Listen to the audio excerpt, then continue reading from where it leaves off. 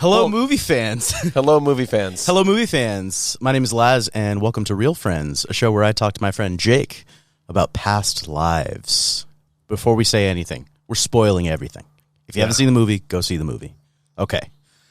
Where should I look? Should I look at my phone? That's you, yeah. Okay, so I'm going to talk to you like this? Yeah. No, Okay. we'll talk to each other. Okay. Yeah, we'll talk to each other. But if you want to talk to, If I want to have like a dramatic point to make. that one can't see you. Okay, but if I have a Same as that dramatic one can't point. see me. Okay. But yeah, exactly. If you want to talk into the camera, you can talk into the camera. Okay, gotcha. Come on, you're an actor. That's true. Well, not really anymore. I'm just more so trying to be a writer now. We'll get into that later. Yeah, But we can get into that. Maybe that's part of this podcast. maybe. Lives, this Yeah, life, talking next about- life, past yeah. life. I finally get the title of the movie now, Past Yeah. Lives. It's about what's the Inyan. Inyan. Yeah. About that, if you end up marrying someone, that means you've spent 8,000 lives with them already, like interacting with them in some Yeah. way. Wow. Yeah, that's a very romanticized idea. What is your immediate response to the movie? What are your thoughts right My away? immediate response to the movie is that it's excellent. Because when I watched it earlier this week, I texted you. My phone was recording, but I believe my text was, brother, first 5-star movie of 2023. Yeah. Past Lives. We have to watch it and record. Because it was first 5-star movie of this year for me. Was that movie made in Korea? Or I mean, obviously it was shot in New York, but I mean, like, was it made by a Korean production studio? It's A24. So Okay. I don't know what the history of it is before then, but I know that the filmmaker, like it's partly autobiographical. So the Really? filmmaker went through a similar experience. Yeah. Okay, I'm guessing the one that's the playwright. Yeah. Yeah. Exactly. The main character. Yeah. The main character. Okay. So I also, when I got out of the movie, wrote a review. I think I can recite it by memory, even though I don't see my phone. Well, because my review basically was just exhale. Yeah. There were so many moments in that movie the first time I watched it and this second time, less so this time, but the first time when I was just taking in that screenplay for the first time, where I, in the theater, just, there was a couple moments where I was like, oh my God, that screenplay, the screenplay is beautiful. It's a well, and one of the best screenplays. The cinematography, like I even mentioned to you in the movie, the cinematography is incredible. It's so good. The way they like zoomed in on like little things and like held like just the bottom of the curtains or the wake of the ship. Yeah. And just like held it there for a couple seconds. Like, to me, it kind of represented like the little things that you notice when you're in love with someone. Mm-hmm. I also noticed on this watch at the end of the movie when he's going away in the Uber, the movie ends on a shot of you're looking through like the Manhattan Bridge on the buildings on the other side, and you see like thousands of windows pass by. And the movie ends on that. And that, at least for me, I was thinking of think of all the lives in those windows, all like people. Yeah. All serendipity, all like the connectivity. I thought that was really cool. That's interesting. There's so many little details about the movie and how it's shot and what the story that she's telling. I've listened to, I should know the filmmaker's name. It's pretty bad that I don't. I know Greta Lee, the main actor in it, but I don't know the filmmaker's name. The main male guy? actor? Yeah. Don't know his name. Okay. He's really good. Yeah, we're great at podcasting about movies. No, we we just don't know watched the movie. We left the theater, went straight here. I was like, let's not lose the light. Let's just record outside. So we just watched the movie. We said we're going to save everything for the pod. So we're not researched. We don't really have anything. We're going off the cuff for everything. We're not going to do categories. We're just going to talk about the movie. I feel like it could be helpful to do some little categories. Maybe. I mean, there are some that we could do. Yeah. So how should we start then? How would you start? Maybe we should start just by giving a quick overview of the movie. Okay. Like what this is, why we care about it, why I how about this? texted you we needed to record a pod. Instead of summarizing the plot, let me ask you this question. Just answer this question. Perfect. What is this movie about? This movie is about love, bro. This movie's about love. I think in a more specific sense, this movie is about the philosophical, existential, and more than anything, spiritual concept of love and what connection between people looks like in different versions of it. I think the past lives kind of moniker and the past lives concept in the film is one of my favorite lines in the film, actually, is when Arthur and Hae-sung are sitting at the bar and he says, "You and me are Inyan." That's one of my favorite parts of the movie because it's like that's just really beautiful. The fact that those two are connected. Maybe in a future life, those two are going to be married. Yeah, exactly. Honestly. And then I think that's part of the point of the movie. I think part of the point of the movie is not just these two not just Naeyoung and Hae-sung, not just the two of their life, that this version of their life that they're living and the future and past versions of it, but beyond that, I think that's just one example of what the filmmaker is saying about we're all connected. Right. Love is sort of like about connecting with people. Valuing the relationships in your life and all the different types of relationships in your life for what they are. Yeah. Like she had a relationship with her husband, which was the most important relationship in her life, but she also had this very important relationship with her childhood friend. Yeah. And like they served different purposes, but they were equally important, or maybe not equally important, but both important. They were just their own thing, their own version of human experience of love, connection. I think the movie's about connection. The movie's about connection. Yeah. And it just gives you one very potent example of it. Right. In the two of them. But you could tell that story again in a different way, shot differently with different scenes between Arthur and Naeyoung. And it could be a totally different movie. Yeah. Because there's a romantic movie there. Right. Two writers go on a residency in Montauk and fall in love and get married initially for a green card, but stay together, and like that's a love story. That's a different story. We got parts of it. There's the two moments of them laying in bed, or a few moments of them laying in bed together that are also some of the best writing in the film. Very tender. Yeah. It's like these are two people who are extremely romantic. They're two writers. Right. It's not like the movie was trying to get us to root against anybody. No. It was just trying to show what the kind of situation that she was in, the pickle she was in. Yeah. Because, like, you on one hand, I felt myself as the viewer, like, come on, leave your husband. And I wanted her to kiss the other guy, the other main character. I wanted them to kiss at the end. By the way, when he says, my Uber's coming in 2 minutes, they wait. They stand there for 2 minutes. Wow. It's timed I was correctly. listening to a podcast of the director, and she was saying that she cued the Uber, like, herself with no timer or anything. She just felt for it. She watched the two actors have their moment and then cued the car. Wow. After a couple minutes. Dude, directing is such a fascinating art form. Like, this movie was really well directed. You mentioned it was so well written, and I said it was so well shot, but it was also so well directed. Yeah. It was just a really skillfully made movie. Yeah. Also, the reason that the director's name is escaping me is this is her first film. Really? Yeah. I'm going to look up her name real quick. How do you know that you can do something like that? Celine Song. Okay. Well, then she definitely hired the right people to, like, do the cinematography and stuff.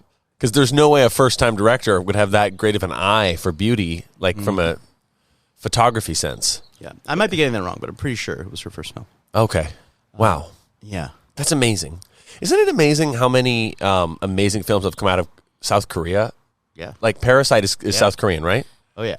Yeah, I mean, just Korean art in general. It's killing it. Film, TV, music has had a real renaissance in the past few years here. Yeah, yeah. What was the famous TV show? Squid Game? Squid Games, yeah. Yeah. That's Korean, right? Yeah. Yeah.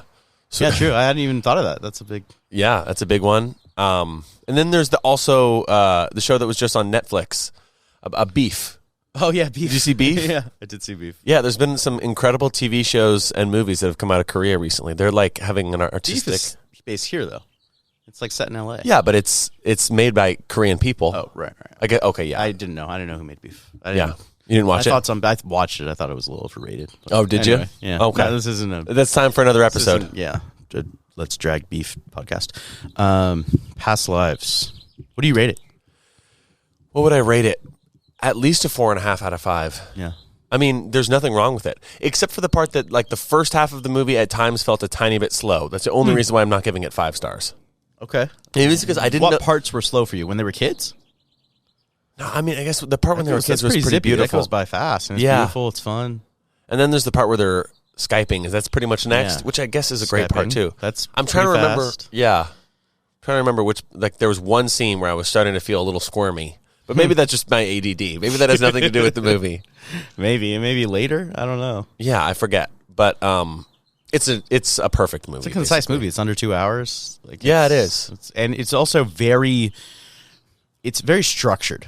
Like, it's the 3 acts are very, like, with the whole 12-year thing. Yeah, they're 12 years old at the beginning, and then 24, and then 36. Yeah, 2 12-year jumps. So sectioning off the movie in those 3 sections, and it kind of being like the different phases of their relationship and their history. Yeah, it's a very like I'm very conscious as I'm watching it of what's the choices that are being made to tell the story, and frankly to manipulate my emotions. But I'm on board for that. Right. I think that's what movies are. Movies are they're emotion manipulation, exploitation of your emotions. Yeah. I feel like this movie is about like. To answer the question that we asked earlier, I think it's well. I mean, in addition to what you said, it's also about when you're in love with someone, but you can't be with them for one reason or another. Like it's when you have a soulmate, but it just doesn't work out in practical terms. Like I think she made the right decision by not kissing him at the end. Yeah, she made the right. Like it's clear that she should stay with her husband. Of course. It would be an overly romanticized fleet of fancy to leave her husband to go be with this guy that she doesn't even really know that well. Right. But what a just absolutely badass story to tell, because it's a love story where the story is not about the person she ends up with and that she is with. Like the whole story, even Arthur says it when they're in bed, is like he's laughing about what a good story it is. Right. I think this movie is also about story and storytelling, and the stories we tell ourselves, the stories that we look back on, the stories that we are living, and how that. It's all perspective, I think, too. Like the perspective that you look on a certain relationship. The perspective we had of that movie, like I said earlier, is like there could be a different movie about Arthur and getting together. It's amazing. Yeah, the movie was it's a love story about two characters that never kiss. Yeah. They never even kiss in the whole movie. Yeah. And it's a love story. It's their love story. Yeah. And that's valid. Like that's just a different, it's just not the love story that ends in them being married and happily ever after. It's a different kind of love story. Right. And it's still extremely romantic. Like it is. It was one of the most romantic movies I've seen in a long time. It just I really like holds part your of heart me when really you watch wanted it. them to end up together at the end. Yeah, even though But you then know part of me didn't. Yeah. The rational part of me knew that they couldn't. Yeah. But the emotional part of me wanted them to, which is I'm assuming what the characters were feeling. Yeah, and it's an effective movie. It is effective. There was a time, there was a moment when I was watching it where I was just like, wow, this story is just so resonant. There's Celine Song cares so much about the characters in the movie, and you could tell. You could tell that the movie cares about the story it's telling and cares about the people in it. And It's really only three characters in the movie, ultimately. Really. Right? Yeah. Yeah, the parents are in at the beginning, and little sister they don't has a like scene, get but not yeah. really. No. Right. It's really just the three of them. And I think that the care that it has for those characters, you see it in things like, I love that shot where she's running to go Skype him for the first time, and the shot is from way above, and it's pulling out as she's just starts walking down the street, and then she starts running down the street. Runs Oh, across I don't the even sidewalk. remember that. It's just wonderful shot. I need to see and it's it, just like you see her joy and her excitement as she goes from a walk into a run, and the camera, even though it's literally on top of a building in New York and it's pulling out and you're seeing like the sidewalk and the cars and everything, what emanates from the screen is her joy. And it's not through a tight shot, it's through an increasingly wide shot. And I think that's just the care that this movie has for its characters and the story that it's telling about them. That's an interesting point. Look, in this context, we're going to increase the scope, and what is going to be the focal point is the joy of our character.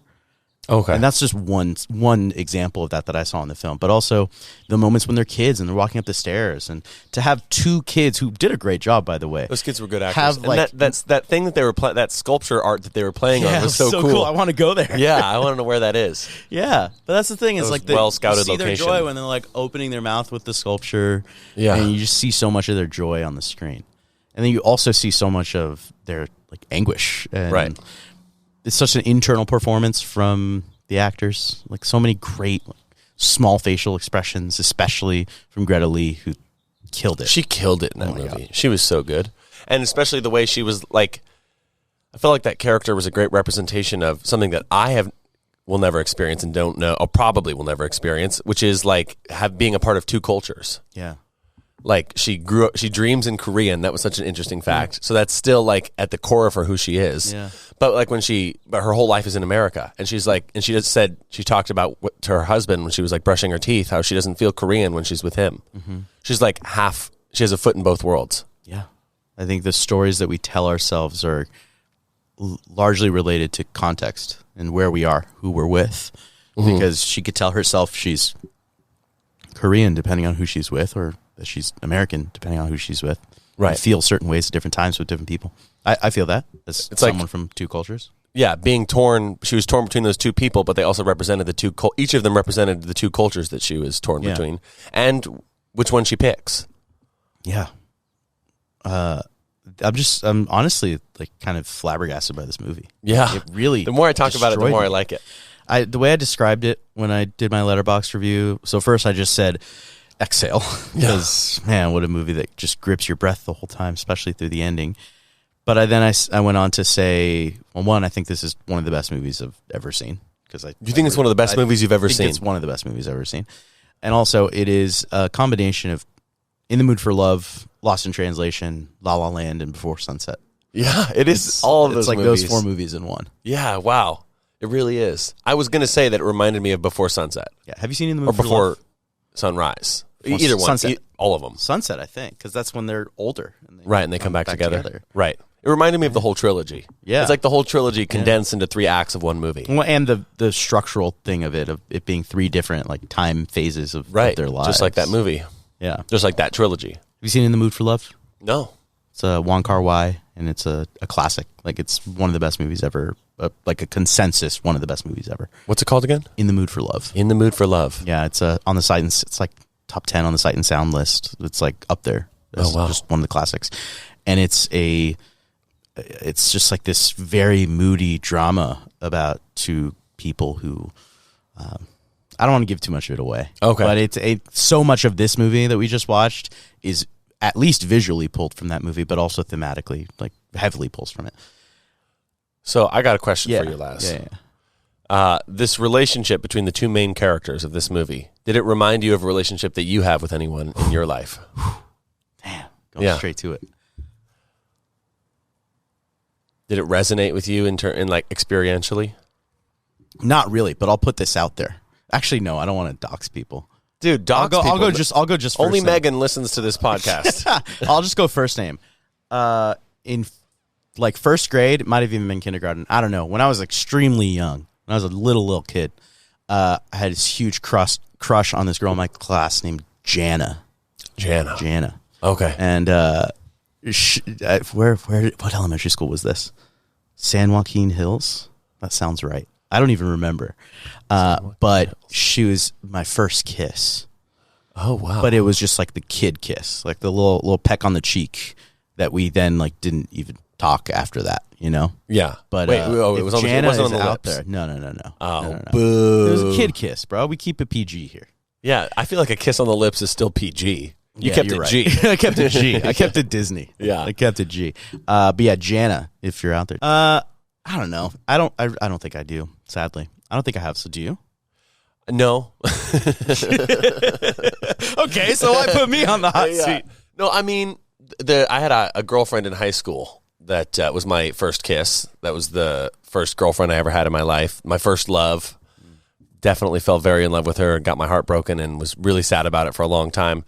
And I mean, I got over it by the time I went to college, but I always like, for years in college and for years after college, I kind of like fantasized, like, what would it be like if I run into her? Like, I always wondered, what if I run into her on the street? What would I do? What would I say? Like, I had those moments where I pictured running into her on the street. What would you say? I always thought I would just like stop walking and just stare at her for a little bit, which is probably not the right thing to do. I don't know. I don't remember what I thought I was going to say, but it changed all the time. But I always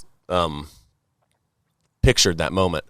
And then I ended up running into her like a couple days after I recorded my special. Oh, whoa. Interesting. Yeah, and I had no idea what to say because to fill you in a little bit more, like the years went by and eventually I stopped picturing it altogether. Yeah. And like I hadn't like thought about this girl in a couple of years. And then I finally see her. It was at like a film screening for USC grads, one of which was her boyfriend. Oh. Yeah, and she was all excited to see me, and I was kind of like, "Oh, hey, what's up?" Like, it was amazing to me in retrospect, and at the time, how little I cared. Yeah, Yeah, you just went in a different direction in your life. I think that's part of what this movie says too. Yeah, It's explicitly when they talk in the bar. He's like, the person that you are is a person who leaves, and that's why I loved you. but it's also why like I can't be with you because Yeah. you're a person who leaves. To me, you're a person who you're a leaves, person and to him, you're a person who stays. Yeah. That's such good writing. The writing's I unbelievable. need to watch that in this movie again. But yeah, I think part of the point of the movie is like maybe you don't have someone in your life in your past who this was exactly the type of relationship where it was a childhood love / best friend that over the years, changed and drifted or maybe came back together. I don't think the point is for you to feel like you have had that experience. I think the point is whatever your experience has been with love and relationships is a valid version of it that has its own sort of timbre, has its own shade. Ooh, timbre. Yeah. What a good word. Remind me what timbre means? Timbre is like the audio quality of something. So it's, It's spelled timber, right? yeah. Okay. Yeah. Okay, I've seen that word written, but I've never Yeah, heard it your pronounced. voice has a very low timbre. Okay. Timbre. It makes it hard to edit sometimes. Oh, does it? When you talk to the mic, yeah. Oh, damn it. Sorry, is that No, that's the kind of thing you have to avoid? No, I'm kidding. Yeah, I mean, timbre, shade, color, theme, genre, whatever you want to say, whatever the word is, the different types of relationships that you have are all valid and kind of how you tell the story. How cool was the opening scene? The very opening scene where it was the people at the trying bar? to guess what Yeah. their relationship was. Who do you think they are to each other? 'Cause it's so such- smart. Yeah, Yeah. because who are they to each other? And it underlines that visual that when we return to it later, we're like, oh shit, it's going down. Yeah, Something's this is it. happening right This now. is what the movie's all Yeah. about, and that was the best scene of the movie. Yeah. That, and then the last scene where they were waiting for the Uber. Yeah. Oh, yeah, dude. that And then was she so walks away good. and the music is building and swelling and she gets emotional, starts crying. That And whole her husband, sequence, like, hugs her. Yeah. Dude, I've never seen such a nuanced portrayal of love in a movie before. It was so subtle and nuanced, like the different relationships she had with the two different men in her life. This movie is, to me, a more potent version of the ending of La La Land, which is they don't end up together, but they become the people that they were striving to be when they knew each other and that they supported each other in. And then they go off their own ways. And there's a romance to that and a love to that, too. Like, there are people who watch La La Land and they're like, oh, I wish they ended up together. I love that part at the end where you think that they end up together. I'm like, no, it's not the point. Right. The movie is good because they don't end up together. And this movie is like a bigger version of that. I think it's a shame that it's, I doubt, going to be seen anywhere near on the same level in terms of like popularity, awards. How well is the movie doing? It's doing okay. People who watch, it's an if you know kind of movie. Like people, Okay. everyone who watches is like, oh my god, this movie's amazing. I think Yeah. it's doing okay. I don't know what kind of business it's doing. I imagine it's doing okay, just from like anecdotally what I've heard about it. But it's like it started with a limited release and then it went wide a couple weeks ago, and it's like not a giant movie. It's up against all the summer blockbusters right now. Oh, yeah. Last week it was against Indiana Jones. Next week it's against Mission Impossible. Like it's just Right. kind of like And then the it's gonna be up second or against third- Barbenheimer. Yeah, Barbenheimer, and frankly, Asteroid City is still out there Yeah, doing that's things. true. And so, like, if you're not going to see the blockbusters, you're probably going to go see the Wes Anderson version of a blockbuster. And this movie is like the third or fourth movie you probably have on your list. Why did they Which is release? insane. Why didn't they save this movie until like October, November, December?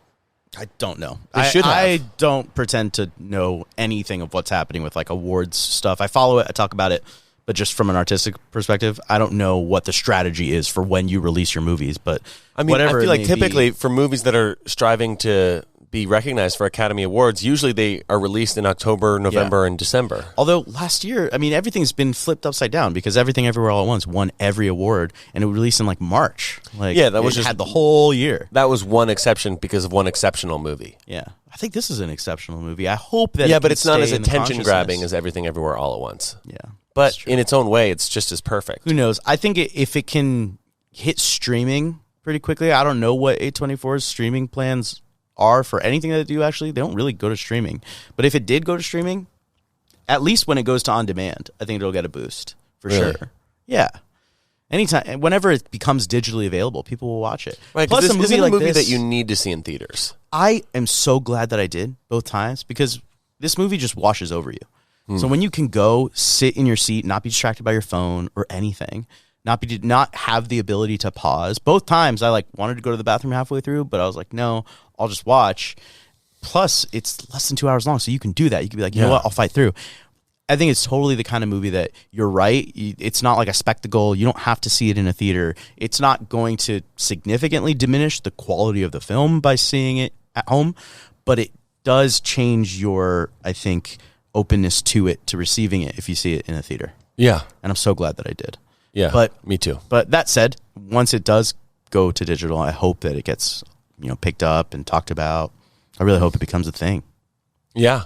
Like, I hope it gains some momentum. Yeah. Yeah. What is love? Baby, don't hurt me. No more. All right. What is love? So let's do some of our categories. You want to do categories, or do you want to answer my question? What's your question? What is love? What is love? Caring more about, when you care about something more than yourself. That's love. Like that. I accept it. Yeah? Yeah. How do you define love?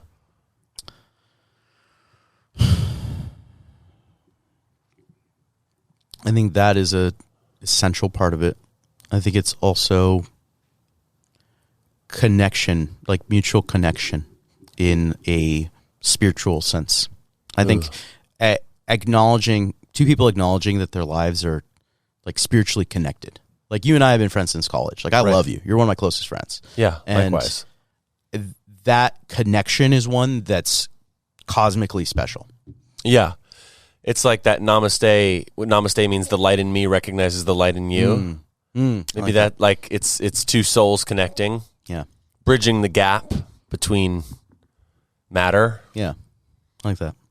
Okay, categories. Let's go categories. Let's go from the definition of love and Yeah. to talking some bullshit for TikTok.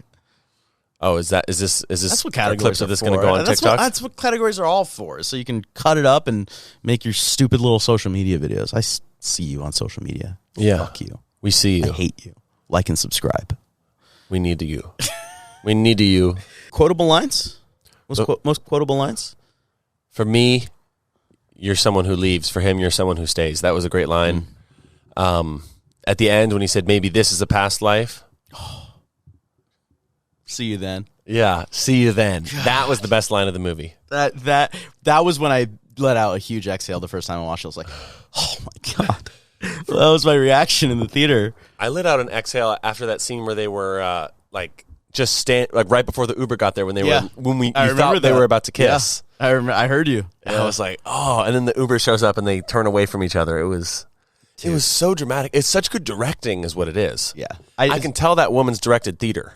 And the writing. The writing is just unbelievable. The writing, did she write and direct it? Yeah. Oh, okay. 99% sure. Yeah. That line is incredible.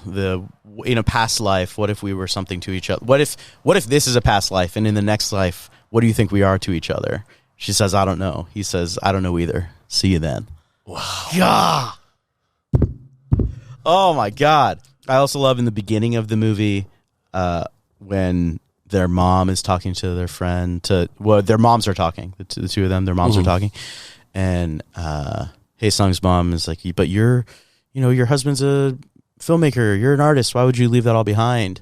And then Nayoung's mom says, "When you leave something behind, you gain something also."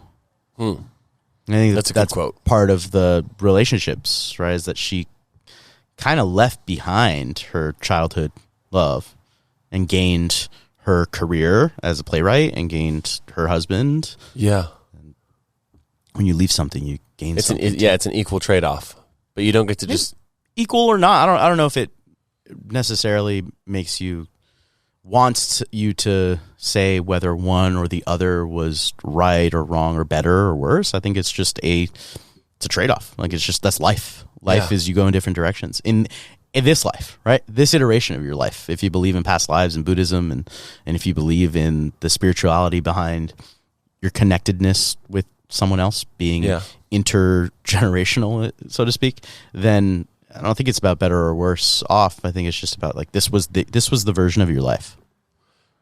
Do you have you looked up Incheon is what it's called, right? Incheon. Okay. I haven't looked it up. Okay, because I'm curious. I want to research it now. I would like you that think belief. It's fake? You think she's lying? You think that she made it up? I think that the universe is a cold, clockwork, mechanical, lifeless, dead place. Do you think that? No, I don't. I definitely don't think that. I didn't think you did. No, I don't. That was surprising me. Yeah. What do you think? So my thoughts on reincarnation, not to get too into it, is that get into it. That's kind of what this movie's about. I think that there is only one soul in the entire universe, and that soul reincarnates billions and trillions of times as every life form on Earth. Like that everything is everything. Kind of thing. Everyone is everything. Everyone is everything. Yeah, every living thing, everything that has consciousness is channeling consciousness from the same place, from the same field of consciousness. So I believe in reincarnation, but I believe that I've reincarnated as you and you've reincarnated as me, and yeah, everything's connected as one. As the right. Same. There's only one soul. You are me. There's that part of Before Sunrise where he talks about how can reincarnation work because the population is growing. So like, are these souls becoming more and more fractured? I think it works because they're all, it's a fracturing of an infinite source, but there's only one soul. It's not like there's becoming more souls. That really appeals to me. It seems to me like Yin Yang is kind of, I pronounced it right? Is kind of dependent on the idea that there are multiple souls because it's about two different souls coming together that are destined to be together. I was listening to a podcast today. What was the podcast about? It was The Ringer, so it was probably like some, I don't know, Marvel or something very popular culture. But I forget why it came up, but they were saying that like they've heard a philosophy that God just created humans because he loves stories. Ooh. Like he's just, and I like the idea of God just kind of sitting there like, all my stories are on. Yeah. It's like watching us go. I think God is living their stories through us. I think I would define, I feel like God is just a word to describe the field of consciousness that permeates throughout the entire cosmos. I like that. And it's experiencing itself through us. What was the best musical moment of the movie? The music was playing throughout the entire movie. It was. I was listening to the score on the drive over here. It's really well done. Is it really? It's beautiful. Is it original? Yeah, I think so. Yeah. Oh, wow. It was written for that movie? I like, the ending when the music just swells and gets really loud as she's walking back on the street. Also, by the way, I don't know if you noticed, and I heard Celine's song on a podcast saying that in the beginning of that scene, when they walk towards getting picked up for the Uber, they're walking from right to left. And so they're kind of walking into the past together. They're kind of walking back into their experience of their time together. Wow. And then at the end of that scene, she walks from left to right to her future and to move forward. And then we go back to him in his Uber, and the Uber is driving from left to right, and he's going to his future. Oh, wow. Yeah. So many details. How did you recognize that? I didn't recognize it. I heard the director on a podcast say that. Oh, gotcha. And okay. Clearly she had so many things that were so deliberate about this movie. It's like so, that's what I'm saying about it being so, like, caring so much about these characters in this story. Having so much love and attention. Having attention to detail is key. Yeah, it's so well done. But the music that plays in that scene is my favorite musical moment. Okay. I can't say I know what my favorite kind of the musical whole thing. moment is. Yeah. Also, frankly, one of my favorite musical moments is a sort of anti-musical moment. The moments when there isn't music are also very powerful. Like the choice not to put music in there. Yeah. Like when there's music playing most of the time, you notice when there isn't music. Yeah, and it's almost always when the two of them are talking to each other. Really? Yeah. Huh. Yeah, the first time when they meet in the park for the first time in 20 years, no music. You just hear them walking to each other. You hear people in the park. Also, the people in the park thing, I don't know what category this goes to. Like, categories are really hard for this movie, especially since we didn't prep. But one thing that I love about this movie, speaking of details, all of the scenes are set with those couples everywhere. Every time the two of them are together in public, the background is all couples.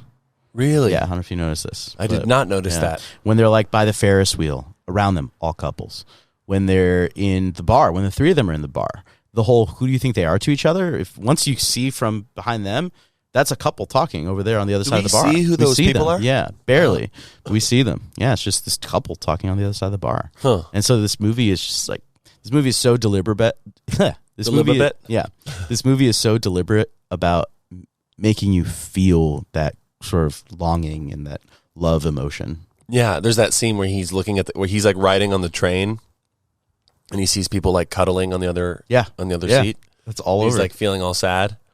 Yeah, I have definitely experienced that. That was relatable. He's down bad. Yeah. And I felt that. It's kind of sad that like it's not equal. Like, she has a husband. It would be a different thing if he had a wife and she had a husband and they were like coming together. But it's like we know what he would want. Yeah, that's a good point. It's they don't come up even.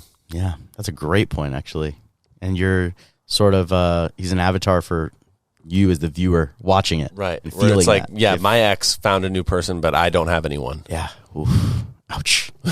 Yeah, That's a tough place to real. be. That's real. Should we just do like dating advice now? Yeah. Yeah, let's transition to dating advice. Yeah. Cool. We're two single guys. We're two single guys. So yeah, I don't know how much advice I could give people other than same. don't listen to me. Same. That's my best. That's the best advice I could We give. should give each other bad advice, and then people can call in and share our podcast on social media and say what we got wrong and give us engagement that way. Yeah, I think that's a great idea. Okay, That sounds good. What's going on in your dating life? So my dating life consists of getting matches on Hinge and then talking with them and then eventually not responding. Cool. Eventually stop responding. My dating life consists of not getting matches on Hinge and that being the end of it. So, Dude, we both end up in the same spot. we end up in the same spot. Yeah. It's that's a tricky. Weren't you like kind of seeing someone for a minute? I was dating a girl for 2 years. No, but since then. Was I? You told me about, maybe not. I don't know. Wait, what did I tell you? Oh, never mind. I think that was just a one-off. Yeah, there was a one-off situation. Okay. There have been some one-off situations, but not as far as like emotional connection. No, yeah, man. Nothing since the girlfriend Gotcha. who I broke up with right before I went into a mental hospital. Yeah, man. No further explanation. Let's end the show there. Fashion. Yeah, I don't know, man. I'm like in this place where, and I feel like part of what this movie is saying too is that to find the right person for you, you have to know who you are, and that will attract the right person, and it'll also lead the wrong person away, or should. Ooh, that's a at good point. least. Like being forthcoming about who you are. Well, becoming who you are, and What part of the movie do you feel like pursuing told you that who idea? you are? Well, I think it explicitly says it at the end when he tells her, you came to New York because you wanted something. He's always asking her about like, what award do you want now? He doesn't want an award. He went into the military and then after that got an ordinary job and makes an ordinary salary, like he said. Right. He's not someone, and he just kind of spends his weekends drinking with the bros. Great. That's like that's the version of his life. That's different than her trying to write something and win a now Tony, but before that Pulitzer, but before that Nobel Prize. Like she has this ambition, this drive that is who she is, and it attracted him to her. And he tells her that. Oh, interesting. But that also made her not the right fit for him. It made her the right fit for Arthur, because Arthur's also a probably Go-getter. overly romanticized go-getter. He has his book signing that we see in the movie. Right. And His book is called Boner, by the way. Did you notice that? I didn't notice that until this time. The first time I didn't notice it, but this time when you and other people in the theater were laughing, I was like, what are they laughing at? It's like, Yeah. Why is his book called Boner? The fact that they just like threw that in there and then didn't address it was kind of strange. maybe it's like Bonner. I don't know. Maybe it was spelled like Boner. I guess. Yeah. It was Boner. Cool. Great. Yeah. I want to know. He's signing a book called Boner. I would have loved more of an explanation, but regardless. Yeah, he's a hardened guy. Yeah, maybe that's what it is. That's what Hardened they're by trying to love. say. Yeah, that's what they're trying to say. Yeah. He is someone who is also ambitious. Like they went on the same artist residency, right? And which it seemed like was an accomplishment in itself. Like she holds up the thing to him. It's like, I'm doing this thing. And when they go on this residency and they're there together, it's like that. It makes sense that these two people would fall in love, Right. would find each other. And so I think part of the thesis of that sort of part of the story is becoming the person that you are is essential in finding the person that you should be with in this life. Yeah, and he had self-awareness about who he was, and so did she, and so they All knew they three of weren't them right. did. Yeah, Yeah. and so he knew that he wasn't right for her, Yeah. And so and that she wasn't right for him. to the dating advice section, like that's kind of where I'm at right now. It's like understanding who I am and figuring out what to pursue, who I want to be, and being more actualized in myself just internally. And I think that will lead me to the right thing. And what do you think that looks like? What have you learned about yourself in this pursuit of becoming more self-aware? I really need to get back into creating. So I love that we're restarting this, and I would love to get more serious about this. Music, I really want to keep creating music. I have my show later this month, the Hotel Cafe. Right. Oh, sweet. Pursuing those things and just like allowing myself to be more You're an artist. connected to that pursuit of, right. You're not just a sound technician. Not just a sound guy. Right. You're an artist. In fact, I would say I'm just not a sound guy. Well, you are a sound guy. I am right now by vocation. by trade, I guess. Yeah.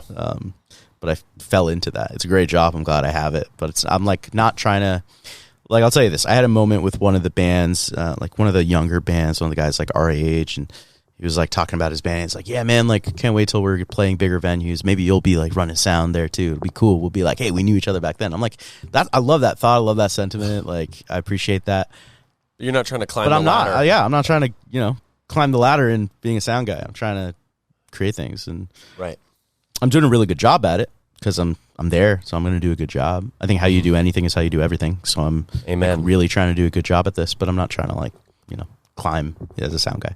Right. So yeah, I think that's the answer to your question of like, where has that led me? It has led me to, I think I need to create music. I think I need to create things. I've been taking this acting class that I really, really love. And Really? I think that might be another avenue to create for me soon here.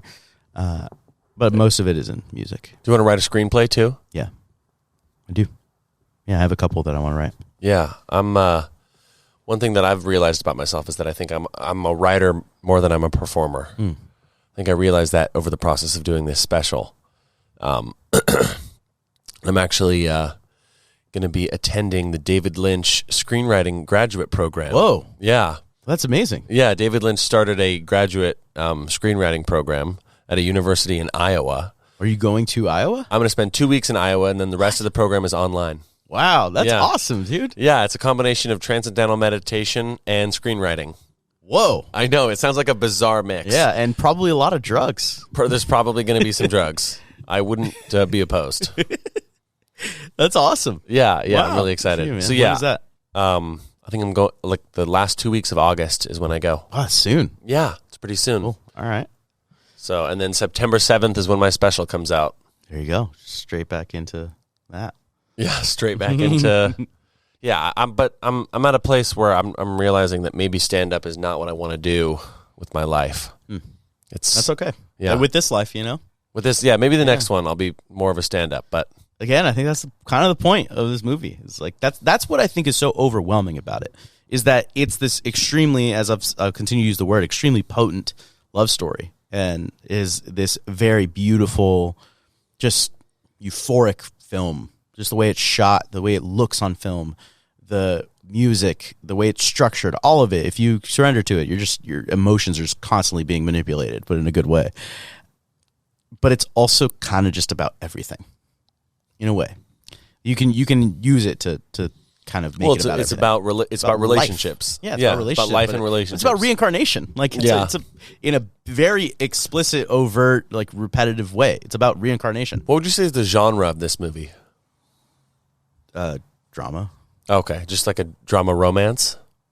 Yeah, I guess romance drama. It's definitely romance. Yeah. Because there's moments like, But it's a very philosophically deep romance, kind of like and Before it gets Sunrise. deeper over the course of the movie. Yeah, like it it starts does. off very light, just two kids in love. It's so cute. Right. Then when they're in their 20s, it's like, very practical. Like they're on Skype and their calls are dropping.